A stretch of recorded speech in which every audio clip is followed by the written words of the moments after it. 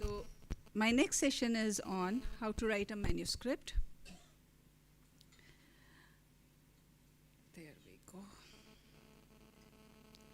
So our specific learning objective is just one objective, that at the end of this session we should be able to write a publishable manuscript.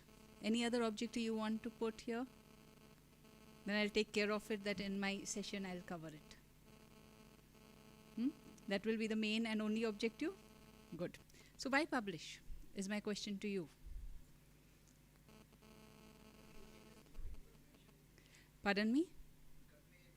To convey information, new information that we had earlier, how to formulate a research question. So we presume that research question went into a project and now you have something to say to everyone. So to communicate, 1, 2, you were about to say something. For that you want to publish? I don't want to publish for people to critique me. I will take the critique positively, but that's not my objective to publish. My objective to publish would be to communicate what I have done. Second, okay, and yes, some rare thing I have come across. So to communicate, again, it comes in the first. Why else will I publish? Improve your CV, very important. Those of you who are in academics, then promotion nahi hoga. And those of you who are not in academics, it's always impressive to have a good CV. Why else?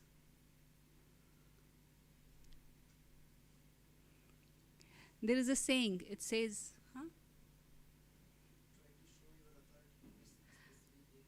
your expertise, that you have worked, yes, yes. There's a saying, publish or perish. I will quote one of, it was I overheard, but I'm telling you, at an end of one of the meetings, 2 senior professors very recently, and because I was preparing for this lecture, I kind of grasped it. One senior, very senior neurologist from my college was telling another very senior professor, how much good work we have done. Where is it? Who knows about it? Where have we published it? Where has it gone? The 2 senior people, you know, and suddenly realizing years together you have worked hard, done so much, and nobody knows about it because you didn't publish it, because you didn't put it on a nice way for people to learn from it, to know about it. So for them that was one thing. For me, yes, in earlier years it was to build my CV, to get my promotions, but then there comes a stage when it becomes your passion. And today for me, I can say publishing is like a passion for me. It's not only my understanding my data or something. In the whole institute, anybody who is doing anything, we look out to help them to get it published because we enjoy that writing part. So if you are busy clinicians, look out for people who enjoy writing and team up. Like I said earlier also, research is always a teamwork. So again, the recipe is here and the ingredients are these. And then I'll tell you how to use these ingredients. So your article, your manuscript when you're writing, I'm an academician, sorry if I'm like a teacher. I'm teaching. So first you just put a draft. I want to very proudly tell you I have a 14-year-old daughter who already has 1 publication and 2nd in pipeline. She was a child scientist last year. You know, they have this child scientist congress where she presented her research and got it published, which made me realize that it is so easy to publish if you make it easy.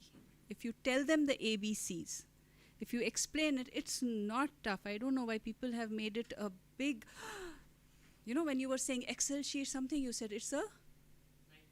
No, it is not. It is the easiest, simplest thing. These are myths and we are being carried by these myths. It's time to break them. And that's why I'm telling you about my daughter. I don't mean to boast it, but I want to tell you that if put nicely and do it in a very simple way, it's a piece of cake. So I have 2 students here, PG students. So just put this on your paper and then start filling it. Why I have the title and the abstract in green is because these are the two things which you start with, but you also end up with. You remember that song, Do, Re, Mi, Fa, Sol, La, Ti, Do? And that brings us back to Do. That's how it is. You go through this whole thing and come back to title and abstract. Okay? So these are the ingredients, and I'll tell you one by one how to go about it. So your title, it should reflect the objective of your study. Make sure that your objective, your title say the same thing. Okay? It's pertinent to the work that you mean to do, that you have done and you're publishing now. Study design must be mentioned, must be mentioned in your title. And it should be as short as you can keep it, as accurate as you can keep it, and as descriptive. My daughter asked me, how can it be short and descriptive? Then I told her, in Hindi you read many words का एक word है ना, एक मुहावरा होता है उसमें एक word बोलना है, that is what it is. That one word has to describe a lot. So, and I'll tell you in an example how that is possible. So short, accurate, descriptive. And most importantly, reflect your objective in it. Then abstract, don't write it right now. Forget it. We will come back to it. Go to the next ingredient, pick it up. It has to be your introduction, or you can call it your background. You should always look at the journal where you intend to publish it. They will have a guideline, and they will tell you whether to write introduction or to write background. Okay, so you have to follow those steps of the journal which you are publishing in. You have to do a very vast literature search of 30, 40, 50 articles. 10 to 12 articles, but top articles. Make sure if any meta-analysis is available, it should be in your introduction. It should be in the reference list, it should be here. Which are the top studies, top 10, most recent. So in a PubMed search, I will put filters, I will put last 5 years or 4 years, meta-analysis, or if it's an RCT, that goes on the top, and then others. And I will not have the same author again and again. Sometimes some authors so widely publish, you could end up having all 10 references from the same author. Please take care not to do that. Okay, and then do a relevant research search, put it there. Make sure that first paragraph, you have given background, global scenario, local scenario, national, regional, where you are. One more paragraph to give you the literature. By third paragraph, you should be telling, justifying that gap in the knowledge why this study is coming. By fourth paragraph, in a good article, you will never read a heading, objective, or aim. It is the introduction part where the last lines, the last paragraph, or the last lines of the last paragraph tell you this study was hence taken up to. And why this study was hence taken up to? Because just before that, they have given that need of the study, that justification why to do the study. You understand? So 3 to 4 paragraphs in your introduction or background. First paragraph, general scenario, coming to national and local. You could put it in 2 paragraphs if you have so much literature. Followed by the gap in the knowledge, the need to do whatever you are doing, finishing it with the objective of the study, without a heading of objective. So in that, do not forget to put references, because now this whole introduction you have got from somewhere, except for the objective last line, you got it from somewhere. So your references are very important here. References are put in a superscript, bracket, that long bracket, I have shown it over there, I have put an example. As it appears in the text, 1, 2, 3, 4. This part, introduction background part, is all literature, referenced literature. Okay? Then your next heading is, next ingredient was methodology. Methodology, you start with what is the study design. Because if I am a good reviewer, I will immediately, when I take your paper to review, the first thing I will do, And I tell you by experience, I do it. I'm on a lot of editorial boards. The first thing I do is I look at the objective, I look at the study design. If your study design is not correct for that objective, your study goes into sorry. That's the first thing and most important thing. So make sure that your study design is correct and put it up over there. And you don't just say it's a cross-sectional, it's an observational, it's a RCT. No, you then explain what you did. And then in that explanation, so therefore you have, that is study design appropriate to objective, you have to identify all the variables that you have considered. Your next paragraph will be on ethical issues. It's always the same thing. You have to say, hopefully after doing it, you have to say, ethical clearance from ethical committee was taken and from all participants informed consent was taken. Standard statement. But do it and then put it up over there. If you have done a pilot study, 3 to 4 lines on that. If you have not done, it's okay. Next paragraph in your methodology would be on the sample size. Now sample size, like I said, teamwork. How much is enough? 100, 200, 50? You do need, if not a statistician, a colleague who has a fair sense to tell you that what is the sample size required for your study. And these are not rocket sciences. Now in today's world, there are sample size calculators freely on Google. They will ask you 3-4 things from literature which you can find and put over there, and it will tell you the sample size that you need.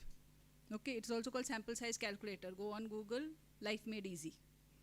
So, but this is an important thing because the sample size, whichever study it is, it tells the validity of your result. So do not ignore. Your article can be refused or rejected if you have not told. So as a reviewer, I am not going to check. If you say 570 was calculated by this formula, I am not going to check. I trust you. But you have to tell me that it was calculated, how it was calculated. So if it's with a formula, then you put that formula. If it's an RCT, then in that case you have to tell that power was 80% or 90%, 95, whatever you have put it in that calculator, and confidence interval was so much, and the sample size of X was calculated. These are standard sentences. You read 10 papers, you'll start saying. These are standard statements that need to come in your article. That how a sample size was calculated,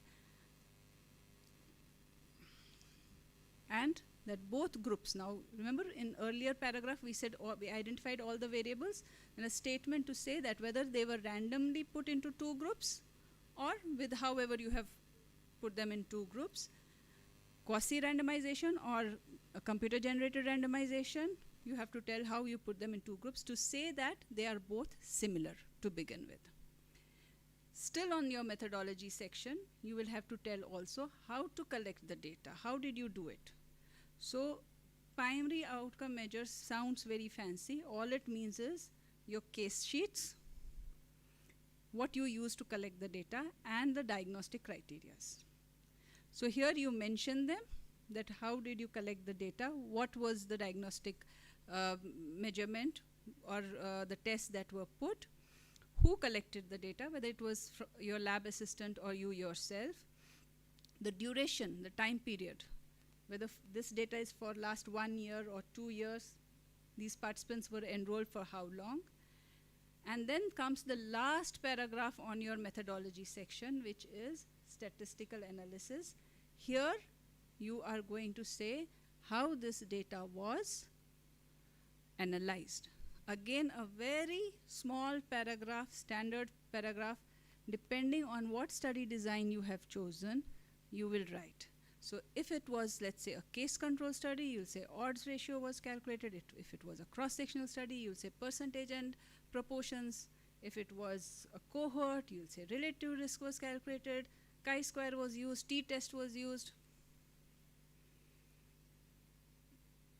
But you should know, and hence again I'm saying, if you yourself are not very sound with statistics, team up with someone who is. Research is always a teamwork, and a person Not a statistician necessarily, but a person with sound sense of statistics should be on it.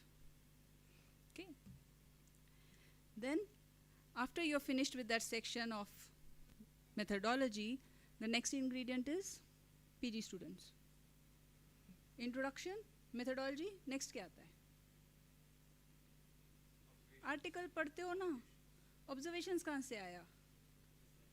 हाँ? Or do you want to say observations? Is there a better name for it? Huh? Results, yes. So finally results, that's your next heading. What has to come in the results?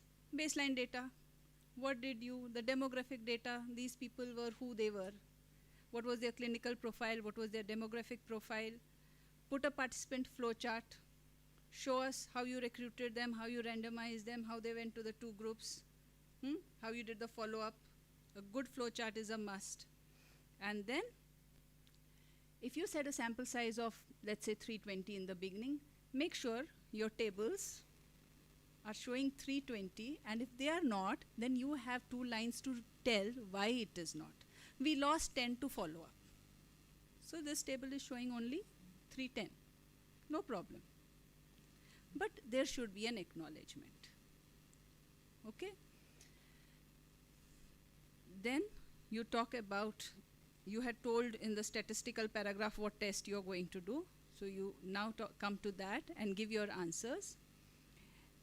There is, if it's percentages, proportions, very easily put. Whenever you're doing a p-value, there is a myth again. The myth is, if p-value is 0.01, 0.001, 0.0001, I'll again target the students. Which one is highly significant? Well, she fell into the trap. I even said it's a myth, still she fell into the trap. So they all mean the same. P-value is statistically significant or not significant. That is all it is. And if it is less than 0.05, it is statistically significant. This is a myth. This is misleading, ambiguous information to tell you that this is highly significant. That study which he did, he found only 0.01. I found 0.00001. Mine is more statistically significant. No. They both are statistically significant because they are less than 0.05. That's it. Okay? Then you come to your results. Graphs and tables are very important. Simple, labeled. Again, have the help of a statistician. I have seen pie chart for something which should not be a pie chart. It doesn't end up to 100%, but there's a pie chart showing me for that. So very basic, you know, even school children today know pie chart kahan lagana hai, bar chart kahan lagana hai, scattergram kahan hona chahiye. But you should, if you are not used to it, take help. Students must read yourself and do it yourself.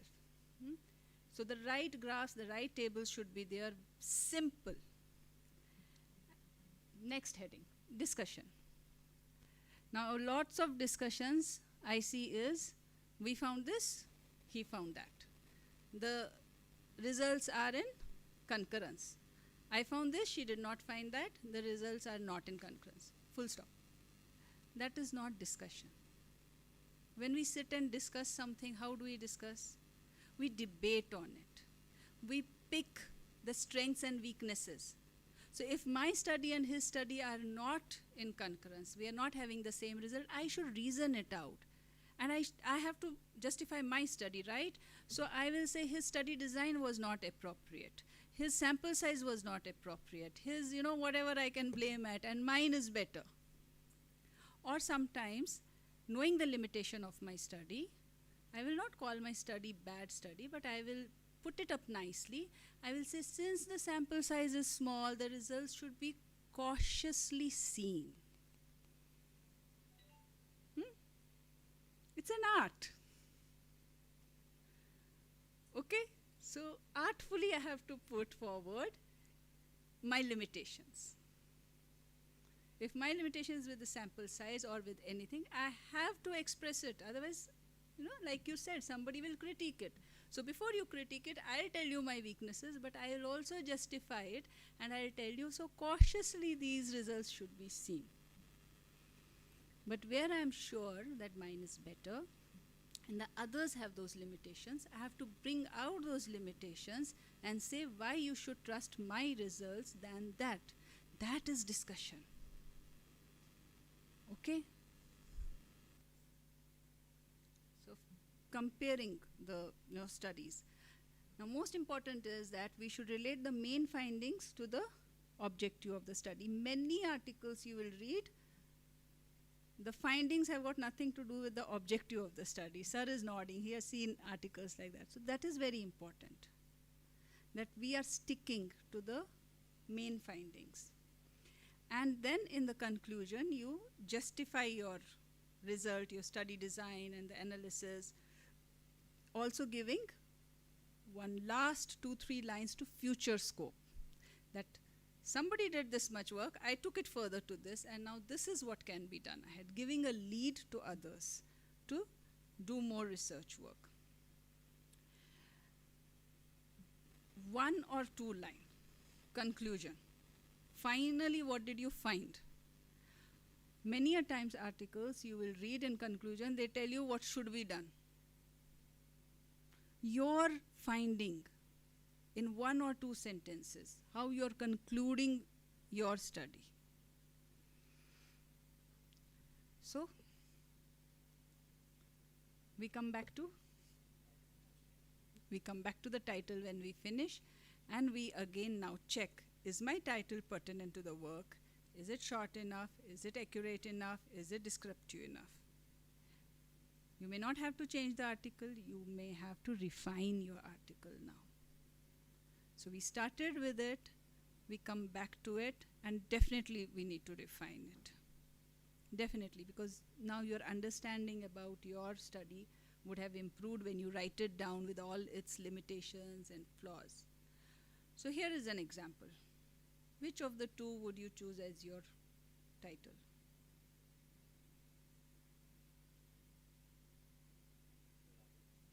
Because it's short?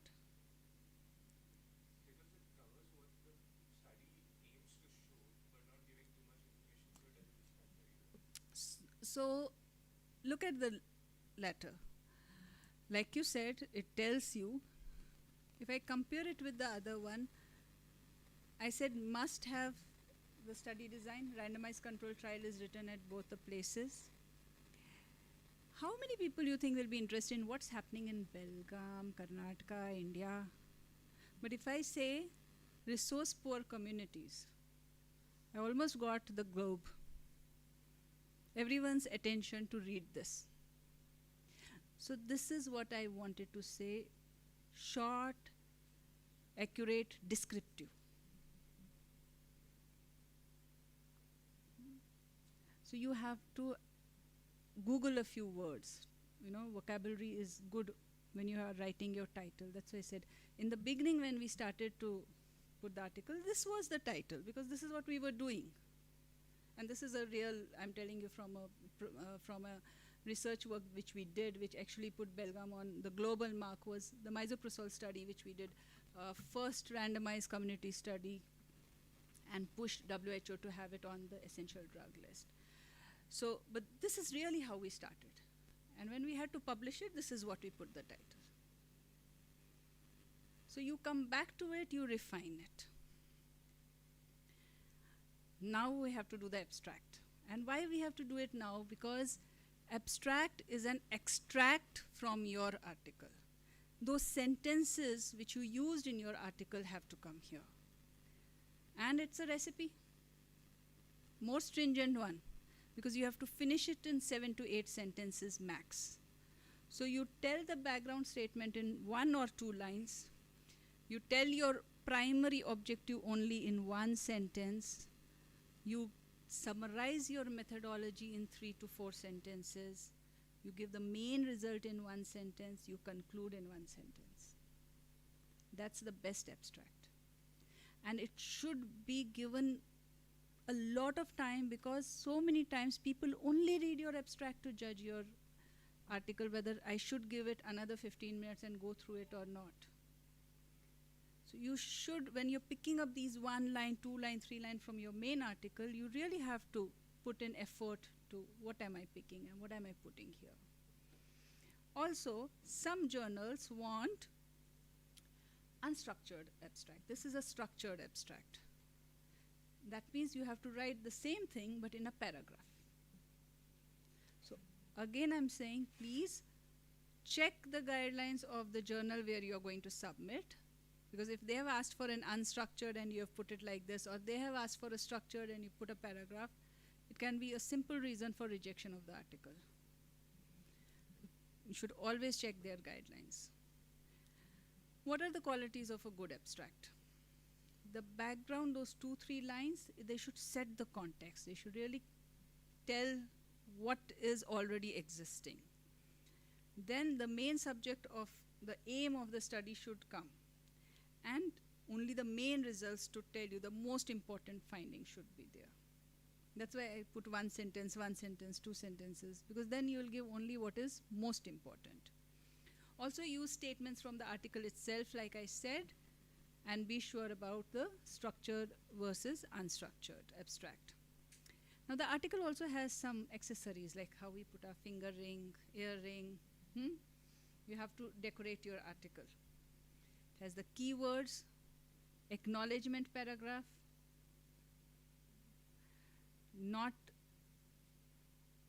may not seem important, but really very important. If you have no one to acknowledge, I'm sure you have the participants to acknowledge. So a word of thanks to them. Something about the authors, you have to give, your designation, what you are affiliated to, which institute. Conflict of interest, what does this mean? Have you people put in and then you write conflict of interest? None.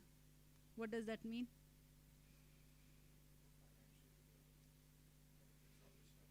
Yes, yes. Especially when certain studies are being sponsored, then it's very important at that time that we are not a part to it. Or if it's a drug, even if the study is not sponsored, if it's a drug involved and then pharmaceutical companies' shares go up and down on the result of the study, so we have nothing to do with it. So you have to tell that I have no conflict of interest. I do not, which means I do not hold shares in that company. That is what it means. And if at all the study has been sponsored by someone, it's a must to acknowledge that. Then comes the last thing, the references. And I can tell you, out of every 100 articles, at least 10 to 15 get rejected because the referencing is not properly done. So it is a very, very, very important thing, students, especially for your dissertation, for your this. It's again an art which you have to master. Two most commonly styles, Vancouver and Harvard. We follow the Vancouver most of the time. So this is actually, I have picked it up from the internet because I really liked it. It had put it up very nicely. Authors, in correct sequence you put their surname first, then the initial. So if I am Mubashir Angolikar, I am Angolkar M. Then comes the title.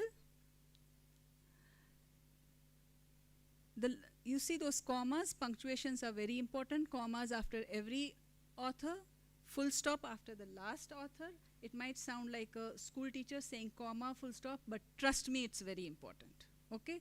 Full stop after the last author, the title, full stop after the title, the journal, and you have to look up that how is this journal cited. So you have to give it like that. Space.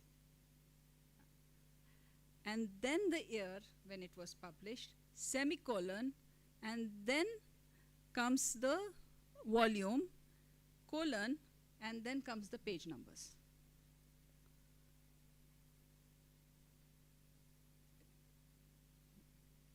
No mistakes, not even the space. Again, to tell you that the punctuation marks are really important. The space between the journal name and the year, the semicolons, colons, and full stop at the end. If it's something that you're quoting from a chapter from a book, Then for that, you will see the names. As I said, the surname first and then their initials of the first name. The title of the chapter, in which the editor's name, then the textbook name, then the edition, where it was published. Yeah, sure. If you do a good search like me, you'll find it on internet. These two things I picked it up from there because I really liked them. And then modern publisher, like, then it tells the name of the publisher, year, P for page, and the page numbers. Referencing is really important, and you will also find lot of literature on how to do referencing, newspaper articles. Okay, I cannot go on the whole this. I've only picked when you reference an article or a book. But if you are referencing from a newspaper or you're referencing from a conference, then there is a style to put it, a standard style, and you have to follow that. So remember, providing the reference in correct style is very important, and the editors have full right to reject your paper if you do not do so. Also, why else do you think referencing is an important thing? So I'll share a small story. When I was in London doing my master's, and we would do a lot of writing. Trust me, they drilled us with it. And every time I took my assignment, my supervisor, first thing he'll go to is the reference list. And obviously he'll pick mistakes. And it got so frustrating to me one day that I had to say, is that more important than the content? Like, you don't go through the content, you always go to the referencing and you're picking up mistakes. And he laughed at me and he thought, are you really thinking that I'm looking at that comma full stop? And then he said, your reference list tells me what's inside. What have you referred? So if you have the latest, the best things, the meta-analysis, or what is recently most published, what's the information, I know you've written it inside. So it's like the face. It's behind and we don't look at it. But ever since, now whenever I have to see an article, the first thing I do is look at the reference. And if it has 10-year back references, outdated information, I don't waste my time on reading it. So your reference list tells the content in itself. It's a very important thing. Oh, I went to. So a little bit about now the writing style. Use a simple, clear language. Remember, English is not first language to most of us. And your objective is that my study should be understood. No jargons, no buzzwords, no small shortcuts. Write full sentences, be concise, put the heading. Sometimes some people write it like notes. I sometimes see articles, I feel PG students, it's like a notebook se utha ke chhap diya. Explain nicely, explain what you have done. And don't keep quotes too many. Don't make unsupported assertions, means things that do not have a reference to end with. When I'm correcting my students' work, I find myself writing R, question mark, so many places because, like, from where did you get this? Where's the reference? So it's very important to keep putting up the references, and what you could do is, even in your Word, you have a reference organizer and start learning how to use it. And it will do your work itself then. You might have to, it might be a nightmare for only a few days. But once you get the hang of it, your life is made easy. Don't say, as I mentioned earlier, as I am going to discuss further, you're writing a scientific paper. It should not sound like a letter writing or an essay writing. Keep that in mind. Keep it in third person. And don't put statements like, it was surprising that we found. No surprises. You were working towards it. You found what you intended to find. And also, this we really had a big laugh at in our meeting. Only 10% of women died. Do you really think that can be put up like that? Only 10% died? I mean, even one death is a death, for God's sake. How can you say only 10%, only 5%? So be sensitive towards your data. That's what we wanted to say. Avoid repetitions. Use active rather than passive voice. So this is grammar. Choose the first or third person and be consistent, whichever sound you're taking. So my last words on this presentation is that whatever is in your head, make sure that's what's on the paper. It is that clear. Edit it till there is nothing else you can delete. And again, I am emphasizing on teammanship. Get it peer reviewed by your own friends, your own colleagues. Proofreading is a must, and how many ever, 100 times if I read my paper, I will not pick the mistakes that are there. So my eyes are then so used to it that they will read correctly, but it's not correct written over there. So give it to a fresh set of eyes, fresh pair of eyes. It really helps. Put it in a drawer, come back to it after a week's time. You will find more mistakes.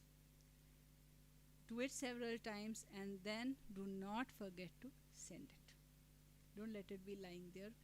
Please publish. Thank you. If you need any help, please take down my email address. Like I said in the beginning, it's my passion. I will be very happy to help you publish. Please.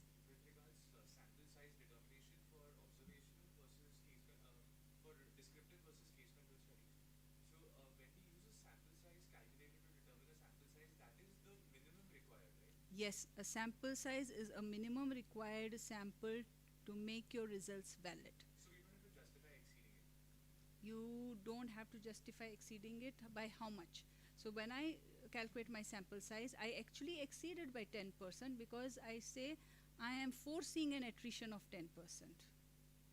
So I do justify at that time because I'm saying I'm foreseeing attrition. And even if then I lose, let's say 10%, I had already taken 10% more, because in the end, like you said, it is the minimum required number to have a valid result. So I have to keep that. That's why I'm exceeding it.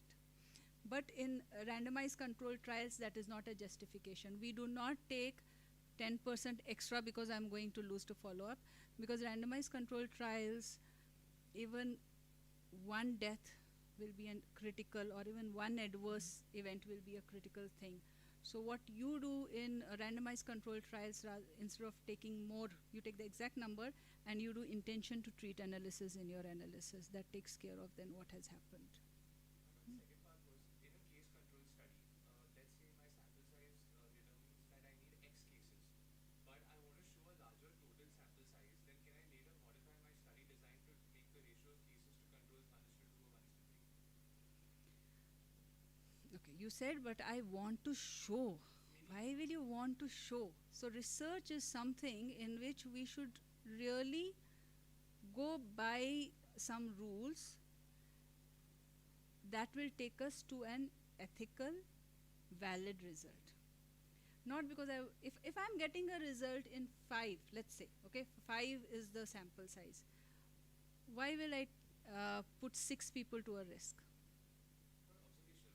Okay, for observational, if you're saying, let's say, for case control or something, if I need 10, why will I waste my resources, as in my time, my money, and other things, to go for 20? I could do something else for those other 10. And that's why sample size for cross-sectional studies gives you external validity because they are representative of the whole population. And for all other study designs, sample size gives you internal validity, which means this result holds good for this study. That's why phase 4 and then so many drugs are withdrawn later, because those results only gave internal validity for that study where so much was controlled. We do not have external validity there. And later on we sometimes come to know and we withdraw, isn't it? So we don't exceed sample size just for nothing. And that's why you will need to give an explanation if you have a reason for it. Because if not anything, you're wasting resources. Good, I'm glad that you asked. Please. Regarding it is very important. Hmm? Where to publish, because like I kept saying, they will have their guidelines and you have to stick to those guidelines, which are usually the same, a little bit here and there, like word count or something will be different, but it is very important.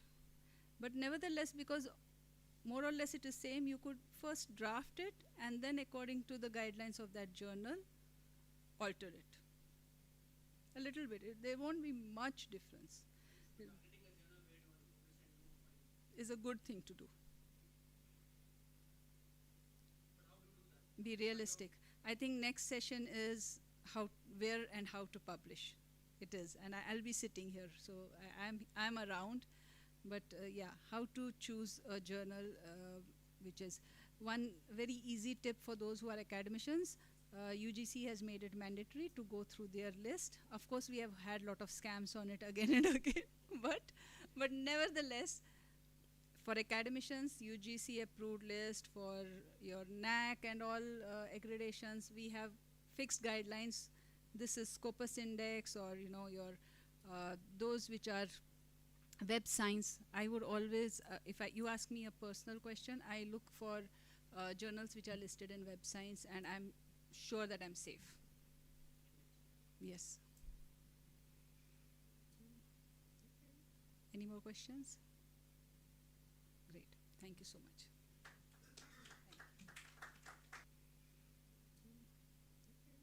Any more questions? Great. Thank you so much.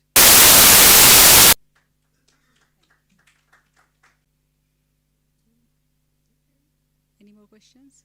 Great. Thank you so much.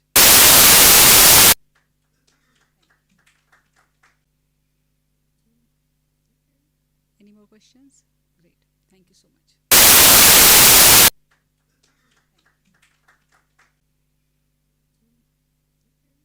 Any more questions? Great. Thank you so much.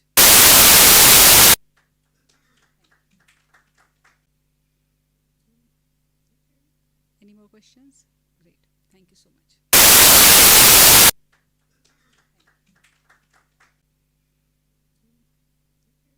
Any more questions? Great. Thank you so much.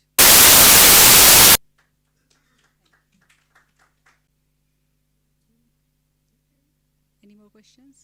Great. Thank you so much.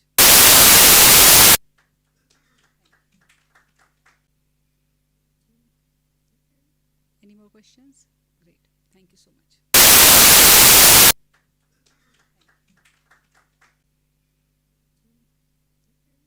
Any more questions? Great. Thank you so much.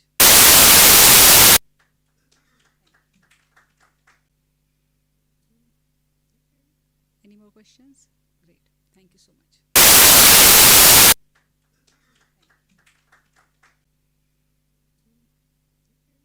Any more questions?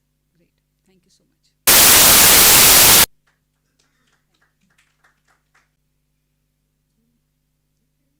Any more questions? Great. Thank you so much.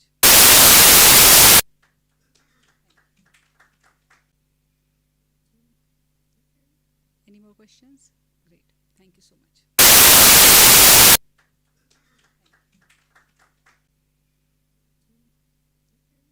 Any more questions? Great.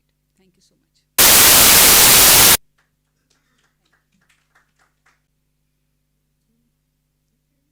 Any more questions? Great. Thank you so much.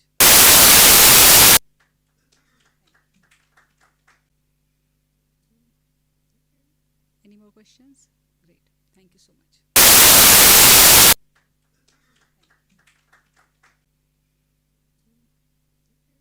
Any more questions? Great. Thank you so much.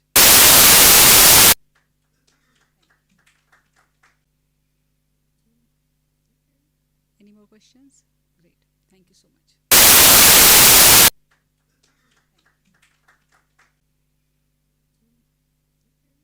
Any more questions? Great. Thank you so much.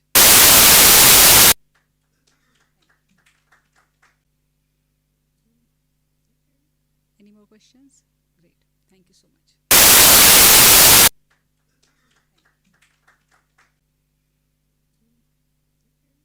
Any more questions? Great. Thank you so much.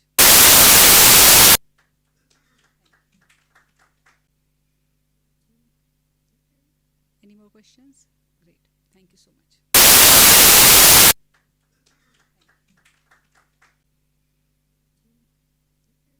Any more questions? Great. Thank you so much.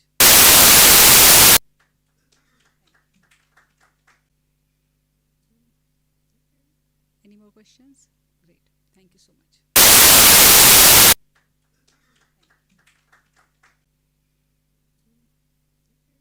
Any more questions? Great. Thank you so much.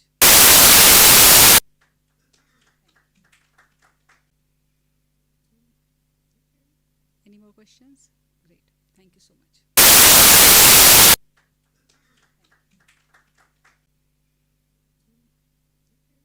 Any more questions? Great. Thank you so much.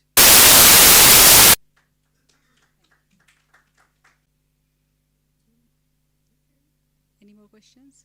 Great. Thank you so much.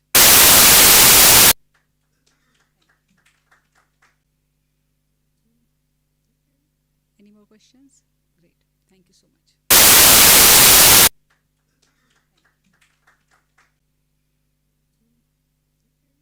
Any more questions? Great. Thank you so much.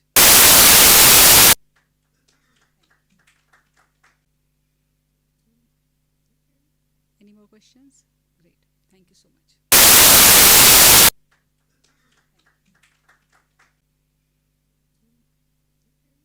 Any more questions?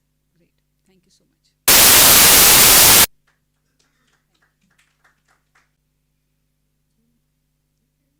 Any more questions? Great. Thank you so much.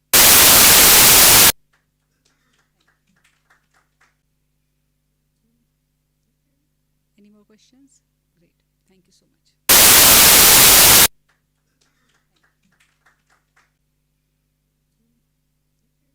Any more questions? Great. Thank you so much.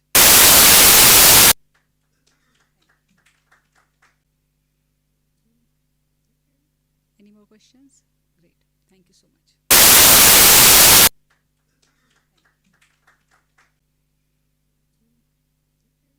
Any more questions? Great. Thank you so much.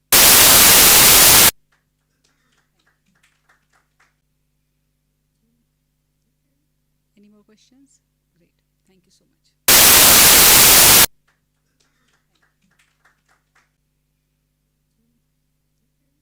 Any more questions? Great. Thank you so much.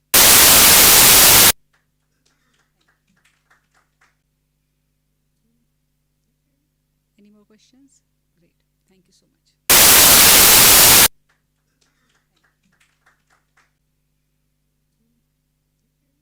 Any more questions?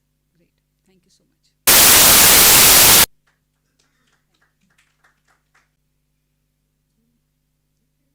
Any more questions? Great. Thank you so much.